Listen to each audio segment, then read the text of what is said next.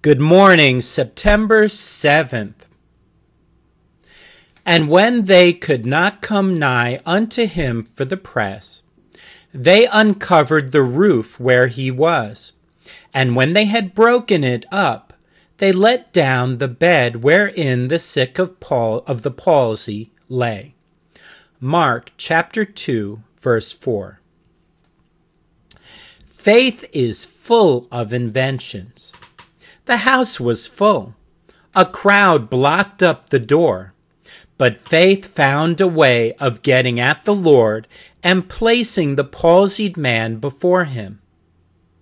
If we cannot get sinners where Jesus is by ordinary methods, we must use extraordinary ones. It seems, according to Luke chapter 5, verse 19, that a tiling had to be removed, which would make dust and cause a measure of danger to those below. But where the case is very urgent, we must not mind running some risks and shocking some proprieties.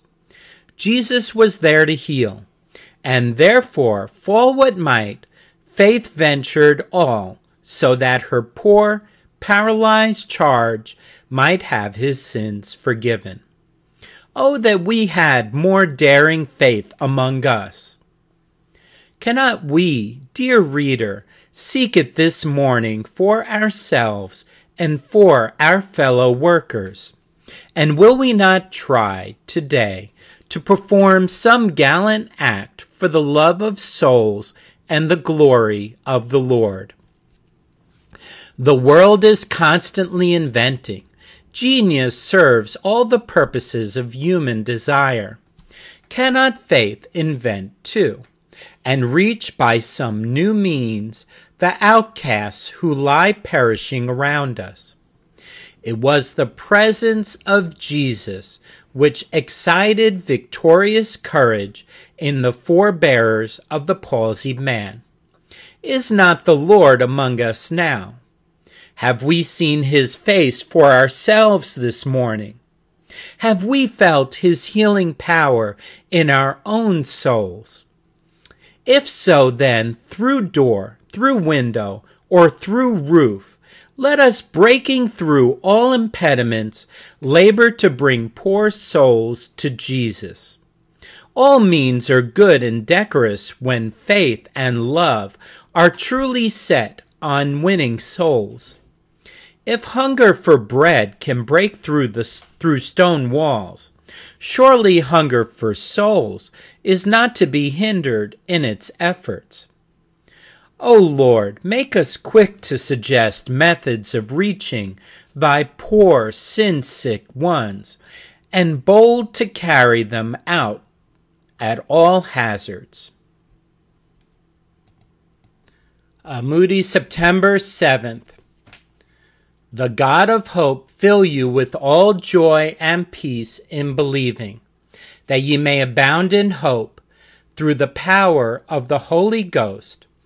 Romans 15, verse 13. In spiritual as in earthly things there is great strength in hope, and therefore God's people are carefully to cultivate that grace.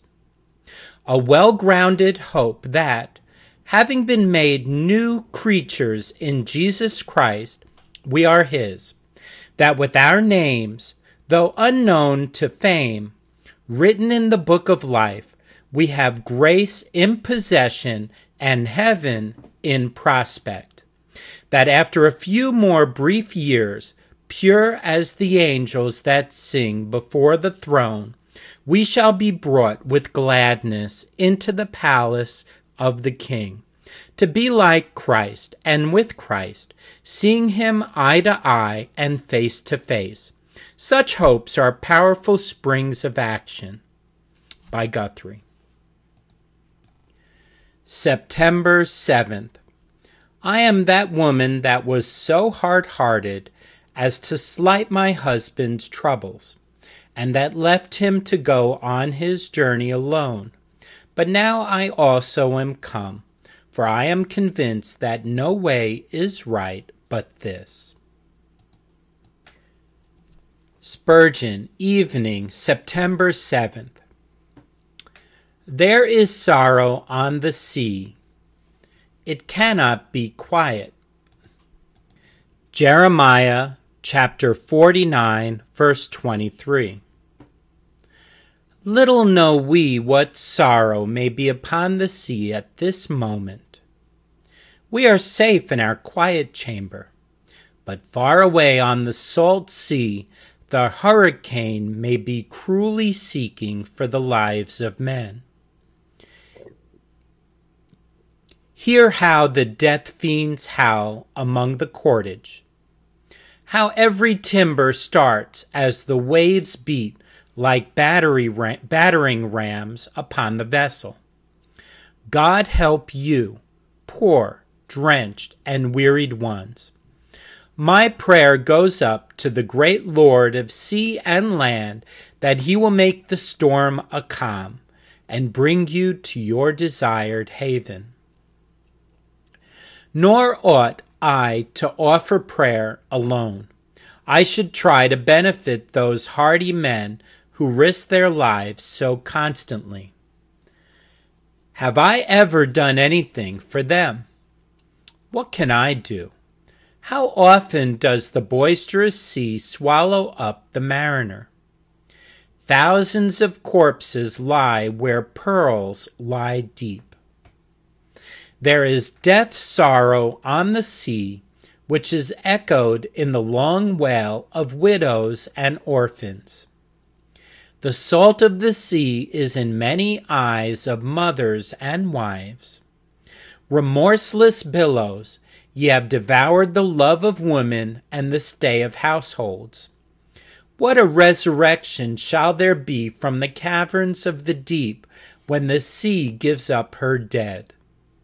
Till then there will be sorrow on the sea.